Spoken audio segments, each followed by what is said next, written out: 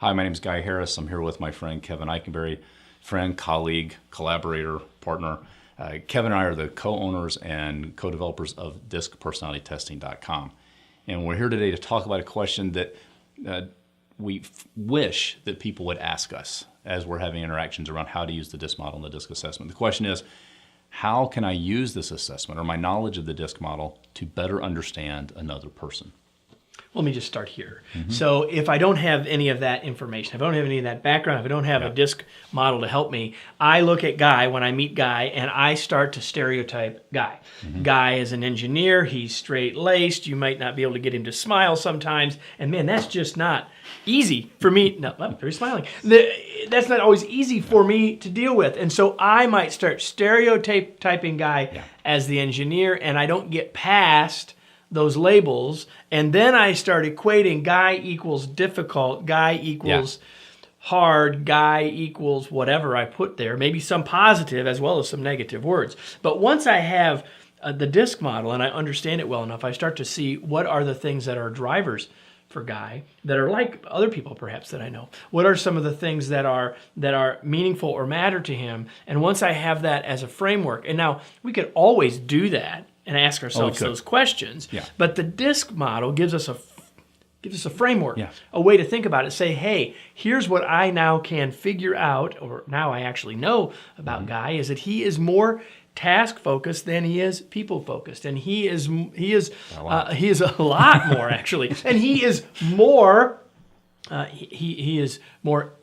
he is slower paced, he is more reserved than he is outgoing. And so by knowing those two things, I start to get a sense, and I can start to then use those patterns. And so rather than labeling Guy, I can start to use those as ways to say, okay, now those are some things I understand, and now I can start to figure out how I can adapt and work more effectively with Guy. I'm sure you have a similar reaction to me. On the flip side, you can tell just by our voice volume in this video that Guy at his most excited doesn't equal Kevin on a normal day.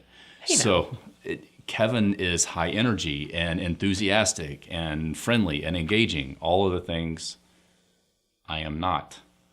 And at least not naturally. Not naturally. At least not normally in a normal situation. So the thing is, he's very interactive and draws energy from people, and I get exhausted by people.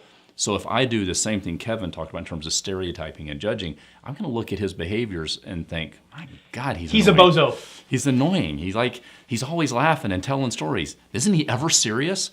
And by the same token, he's thinking, doesn't he ever laugh? And to Kevin's point, when I use the DISC model to understand, that doesn't indicate a deficiency in Kevin. It's just a difference in how we do things. And like Kevin said, I could sort of abstractly start to learn that organically in my interactions with other people. What the DISC model does, though, is it gives me a framework to do that. When I don't have a real good emotional hook from my experience and my learning to truly understand another person, the DISC model gives me that lens to look into their world and gain some deeper understanding and start to see them as just normal human beings who happen to do things differently from me. And then I can back off my judgment and criticism and look for ways to connect and understand and build better relationship, get more productive both personally and professionally, and all the good things we hope come out of applying the DISC information. Yeah, see, I use the word stereotype, and usually when we use that word, we use it in a negative way to put people in a box. And so I don't want you to misunderstand what Guy said or what I said, and that using a framework makes it easier for us to understand to differentiate, not decide. And I think that's the idea here, is that we're not now trying to change the stereotype to say he's an engineer to saying he's a C. We're not doing that. What we're trying to do is to use the framework to help us, give us a thought process, to give us a model, to help us see differences and to understand differences rather than to delineate or stereotype. Pass judgment on. More remain open and curious so we can connect rather than stereotype or box so that we condemn and criticize. Exactly. So can the DISC model help us understand and interact with others better? We believe it can. And hopefully this video has helped you see exactly that. Yeah, but at this point in the video, I can say that there are 3 things I know are probably true about you. 1, that you're still with me on the video. 2, you're probably interested in the DISC model and learning more about it. And 3, this is my guess, that you're probably interested in learning how you can use that information to become a better communicator, a more effective leader, better team member, better parent, somehow improve your communication and connection with other people. And if those things are true, I'll let you know that there is some additional information you could get at DISCpersonalitytesting.com.